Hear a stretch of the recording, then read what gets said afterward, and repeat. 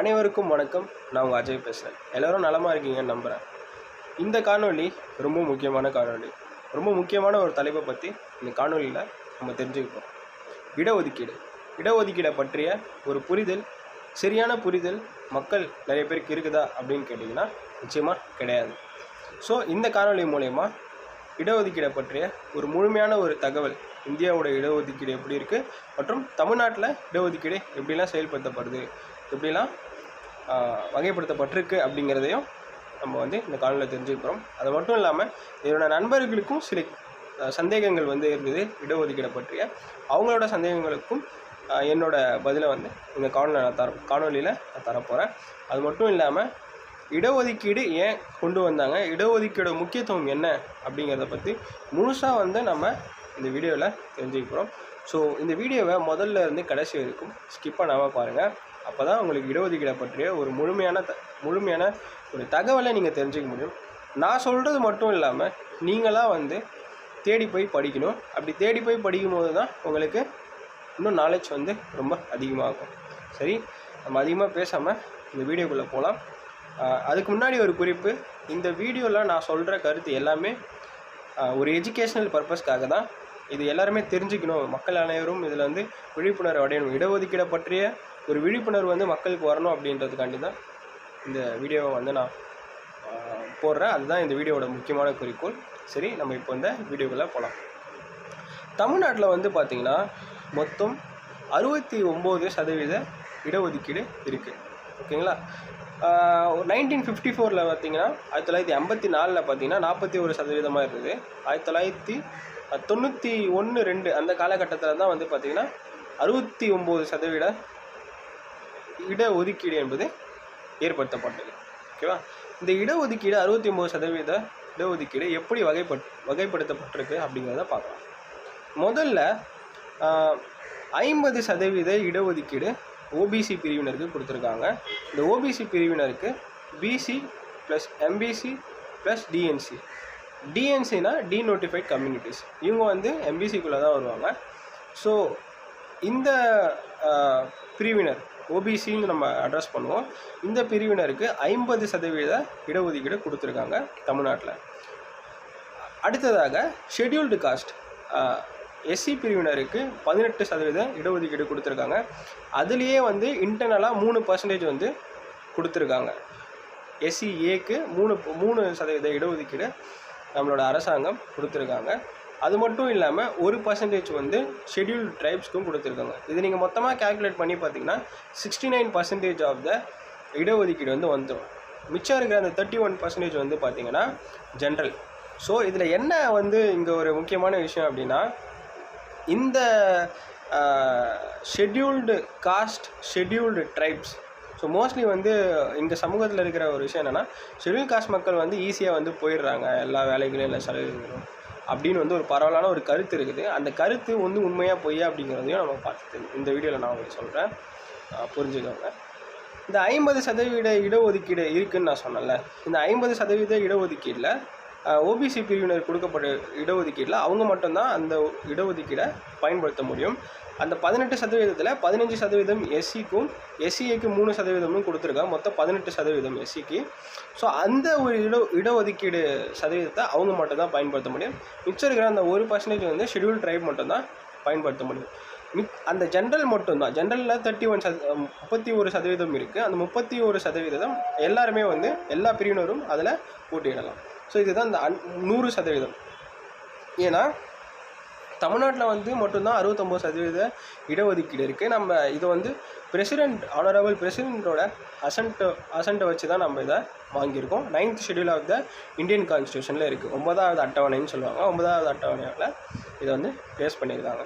சரி, அப்புறம் ஏன் இந்த கருத்து இருக்குது அப்படின்னா, இங்கே இது ஒரு தவறான புரிதல். என்னை பொறுத்தவரையிலையும் பார்த்திங்கன்னா இது தவறான ஒரு கூற்று. இது அப்படி சொல்கிற மக்கள் இடஒதுக்கீடை பற்றிய ஒரு சரியான புரிதல் இல்லாததுனால தான் பேசுகிறாங்க தவிர, இது அதுக்கு தான் இந்த காணொலியில் நான் மேக் பண்ணேன். இப்போது நீங்கள் தெரிஞ்சுப்பீங்கன்னு நான் நம்புகிறேன். ஏன்னா ஷெட்யூல் காஸ்ட் கொடுக்கப்பட்டுள்ள அந்த சதவீதத்தில் மட்டும்தான் அவங்க போட்டியிட முடியும். அந்த 18% மட்டும்தான் அவங்க கான்டெஸ்ட் பண்ண முடியும்.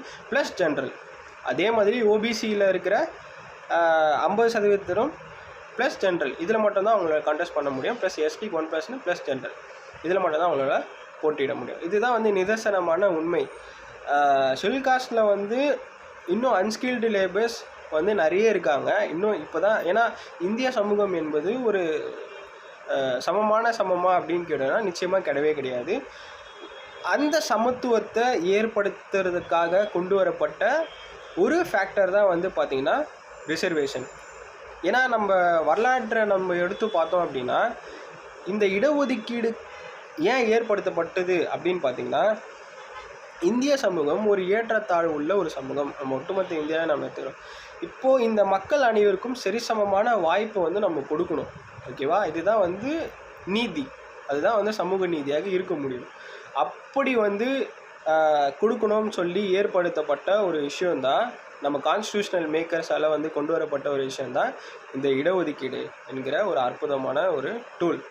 சரி, இந்த இடஒதுக்கீடு மூலயமா எப்படி எல்லாரையும் வந்து மேலே கொண்டு வரலாம் அப்படின்னு பார்த்தீங்கன்னா, இந்த இடஒதுக்கீடு தான் இப்போ நான் சொன்னல சதவீதம், அந்த சதவீதம் இப்போது மக்கள் அனைவருக்கும் வந்து இந்த இடஒதுக்கீடு மூலயமா தான் ஓரளவுக்கு அதை பயன்பெற்று கொண்டு சமுதாயத்தில் வந்து ஓரளவுக்கு பொருளாதார ரீதியாகவும் சமூக ரீதியாகவும் சில இடத்துல மேலே வர முடிஞ்சது.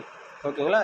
ஏன்னா நான் ஏற்கனவே சொன்ன மாதிரி இந்தியா வந்து ஒரு ஏற்றத்தாழ்வு உள்ள சமூகம். அந்த ஏற்றத்தாழ்வை சரி செய்யணும் அப்படிங்கிற ஒரு விஷயத்துக்காக தான் வந்து இடஒதுக்கீடு என்பது கொண்டு வரப்பட்டது.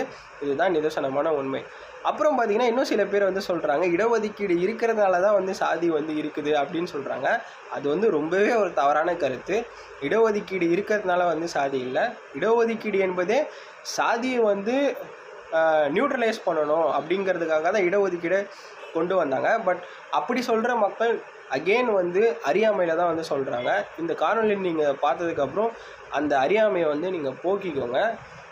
அப்படியெல்லாம் கிடையாது. இடஒதுக்கீடுனால வந்து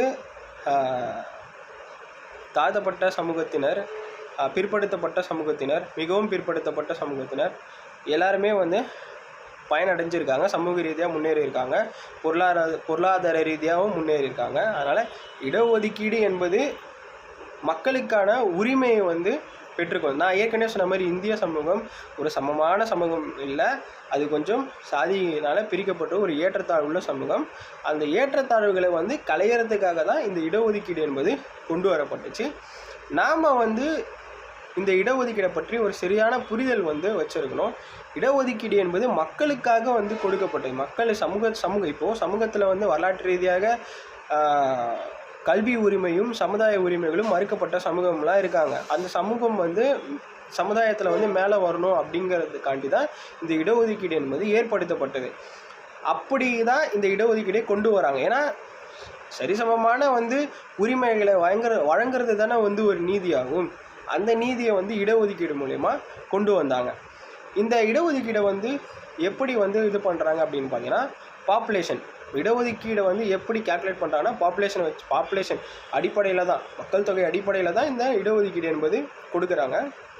இது வந்து அரசாங்கத்தோட கையில் தான் வந்திருக்கு. அது ஸ்டேட் கவர்மெண்ட் வந்து மாநில அரசாங்கம் வந்து மாநில அரசுக்கு வந்து அந்த சலுகைகளை கொடுக்கலாம். மத்திய அரசாங்கம் வந்து மத்திய அரசாங்கம் வந்து ரிசர்வேஷன் கொடுக்கும்போது அது ஒட்டுமொத்த இந்தியாவுக்கும் பொருந்தும். மாநில அரசாங்கம் கொடுக்கும்போது அந்த மாநிலத்துக்கு மட்டும் அது பொருந்தும். இதுதான் இடஒதுக்கீடு. இப்போ நம்ம தமிழ்நாட்டோட இடஒதுக்கீடை வந்து பற்றி பார்த்தோம். இப்போ இந்தியாவோட இடஒதுக்கீடு எப்படி இருக்குது அப்படிங்கிறத பார்க்கலாம். ஓகே, இப்போ இந்தியாவோட இடஒதுக்கீடு நீங்கள் எடுத்துக்கிட்டிங்கன்னா ஓபிசிக்கு 27% வந்து கொடுத்துருக்காங்க, எஸ்சிக்கு 15% வந்து கொடுத்துருக்காங்க, எஸ்டி ஷெட்யூல்டு ட்ரைபுக்கு 7.5% வந்து கொடுத்துருக்காங்க. அது மட்டும் இல்லாமல் 103rd அமெண்ட்மெண்ட் 103வது அரசியலமைப்பு சட்ட திருத்தம், அந்த அரசியலமைப்பு சட்ட திருத்தத்தில் 103வது சட்ட திருத்தம், அதில் எக்கனாமிக்கலி வீக்கர் செக்ஷன், அதாவது ஃபார்வர்ட் கிளாஸில் இருக்கிற எக்கனாமிக்கலி வீக்கர் செக்ஷனுக்கு 10% வந்து இடஒதுக்கீடை வந்து கொண்டு வந்திருக்காங்க. ஓகேங்களா? ஸோ இது லேட்டஸ்ட்டாக வந்து கொண்டு வந்த ஒரு விஷயம் 103வது அரசியலமைப்பு சட்ட திருத்தத்தின் மூலமாக.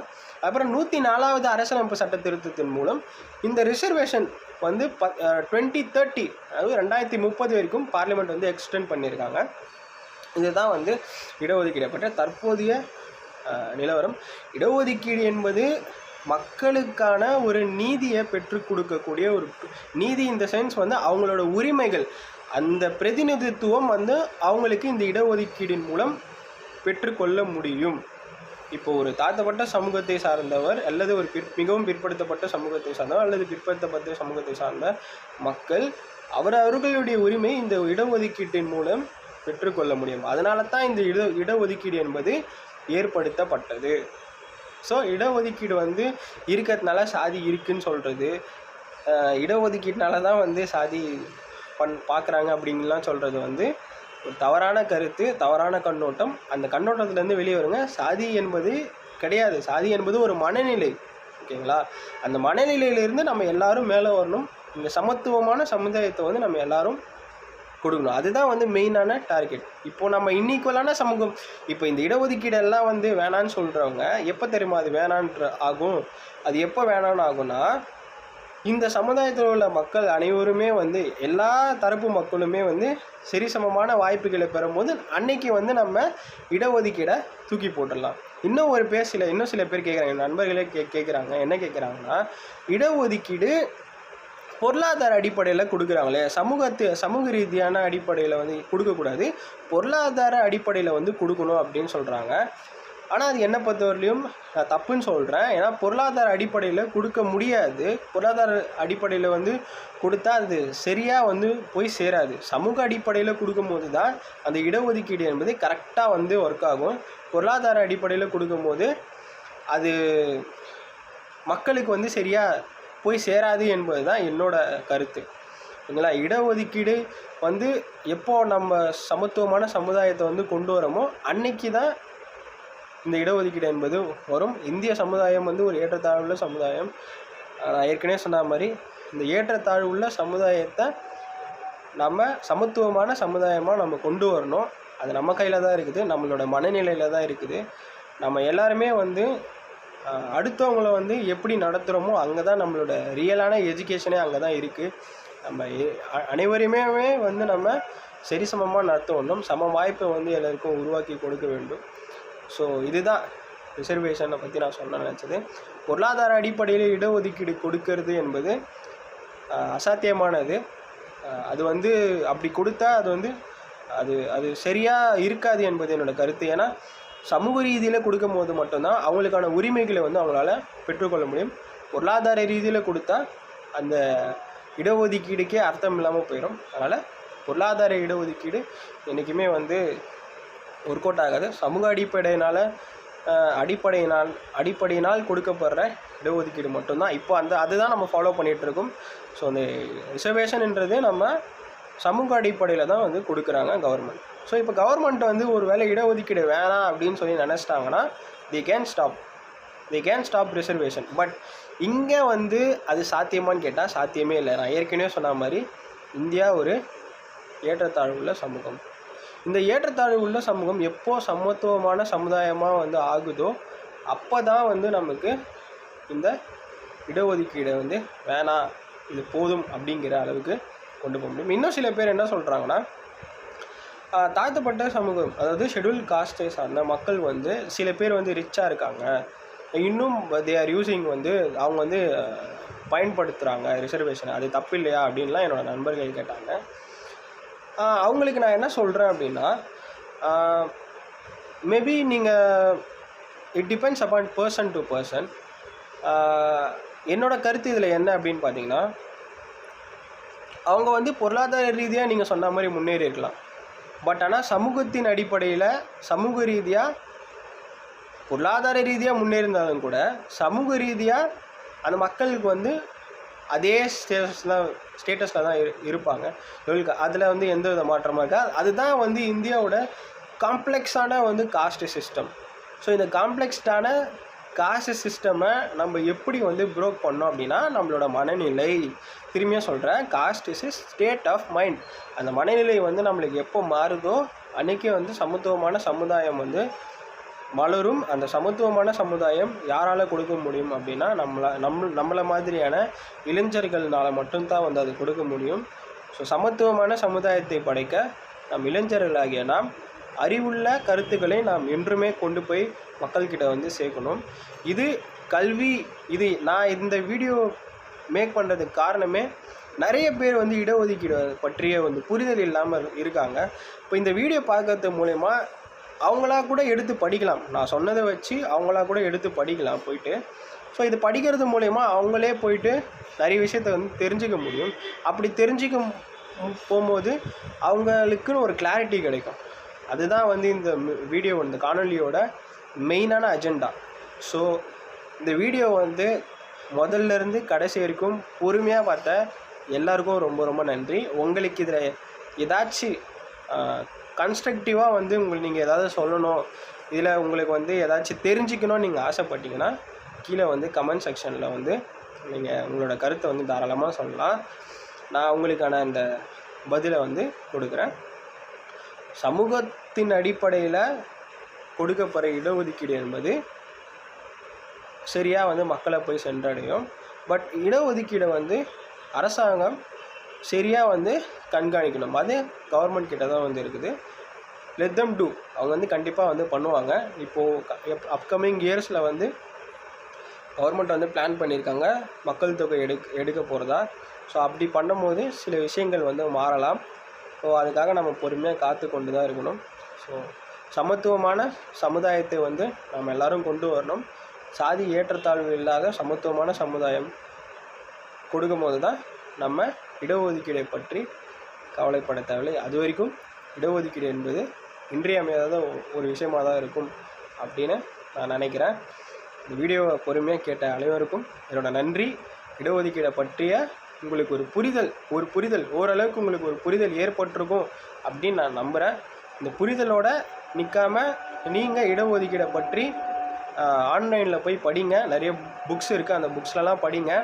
உங்களுக்கு ஒரு கிளாரிட்டி கிடைக்கும். அந்த கிளாரிட்டியை வச்சு நீங்கள் 4 பேருக்கு வந்து சொல்லுங்கள். அறிவுள்ள கருத்துக்களை வந்து பகிருங்க. அறிவுள்ள சமுதாயத்தை வந்து நம்ம வந்து கொண்டு வரணும். அறிவான சமுதாயத்தை உருவாக்குறது தான் அறம் சார்ந்த மனிதர்களாகிய நமக்கு வந்து சரியான ஒரு விஷயமாக இருக்கும் அப்படின்னு நான் நம்புகிறேன். இந்த காணொலியை பொறுமையாக பார்த்த அனைவருக்கும் நன்றி. வணக்கம்.